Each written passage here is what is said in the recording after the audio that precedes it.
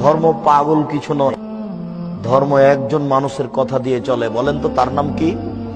তিনি হচ্ছেন মুহাম্মদ সাল্লাল্লাহু আলাইহি সাল্লাম। এই কথাটা সবসময় মনে রাখবেন।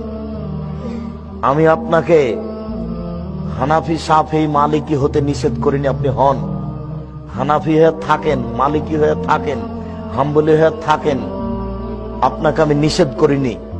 কিন্তু বিচারের মাঠে যখন আপনি বলবেন আমার ইমাম আবু হানিফা রাহিমাহুল্লাহ, তখন যদি উনি বলেন না না না না আমি কাউকে এই কথা বলিনি, আমাকে মেনে চলো এই কথা আমি কাউকে বলিনি, যদি এরকম বলেন তাহলে কি হবে?